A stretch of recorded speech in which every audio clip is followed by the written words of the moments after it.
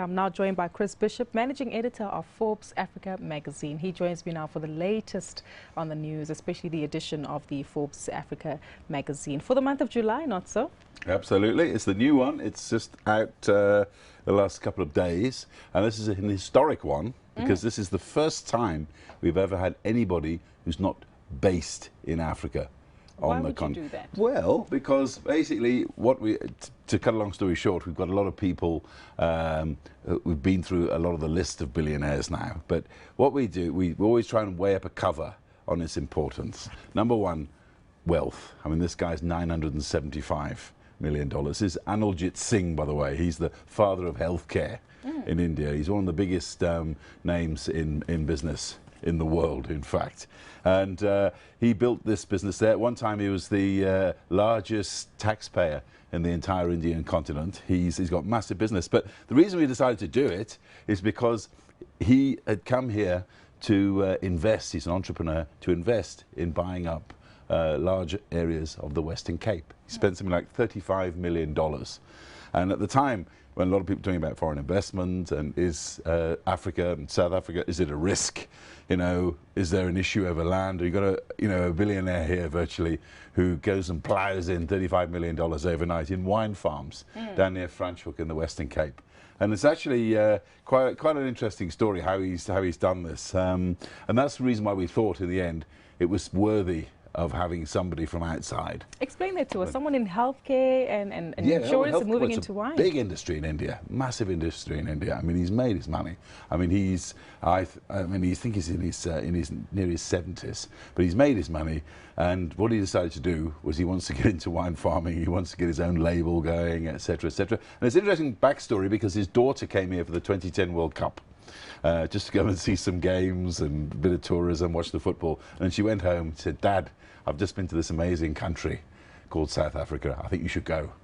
So he comes first time, drops in here and thinks, wow, this is some place to invest money. And it's creating jobs, it's creating wealth. So we thought it was a good story why a $975 million tycoon is buying a slice of Africa. Well, we're certainly happy to hear that. But also quite a bit has happened in the first half of the year and even in the most recent weeks, Chris. So what else is in the magazine that obviously highlights economic transformation as well as significant events that took place? Well, yeah, I mean, one of my favourites from this month is, and obviously we've been talking a lot about WEF in this issue, also talking about Nigeria when they're going to get their cabinet. But one of my favourites here was My Worst Day, which is one of my favourite columns. And this gentleman here, he's from West Africa. He's based in this country. His name's Dare Okuju. And it's a fascinating story. This man was a golden child. He had good parents. He grew up. He got money easily, got $500,000 to start his business in telecoms, mobile financial services, in fact. And then everything fell apart. I mean, he lost his business. He did one or two poor deals. His turnover plunged. Everything happened. He's got his electricity cut off to his house, so he had to go with his kids outside and have a little barbecue on his own, a little braai, and he used to try and make it fun for the kids so they wouldn't realize that they were in extreme poverty. And then one time, to make matters worse, he was on business, trying to save his business. He was in Côte d'Ivoire, and he got a phone call from the security guard saying, "Sorry sir, your home's just been broken into and it's a mess."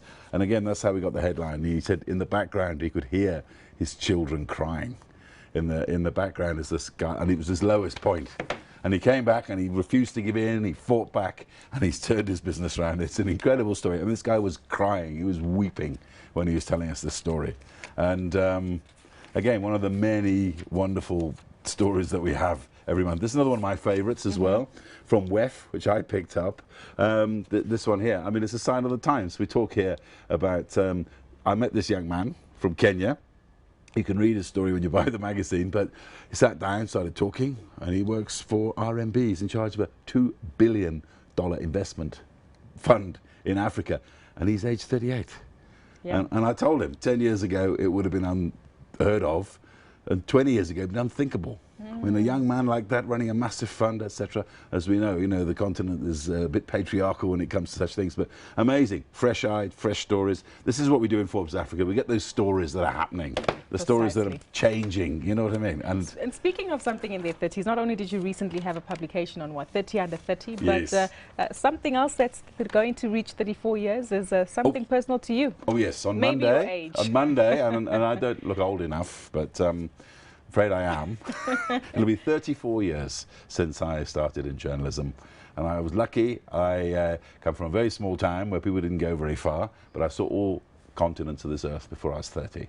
Having said that, though, Chris, I want us to explore the theme of the changing African story and the changing African narrative, which is obviously displayed by what you write in Forbes Africa. This is why I love this job so much, and the fact that 20 years ago when I first came here as a journalist to work, the story was about war, uprisings, decline, crumbling roads, crumbling everything.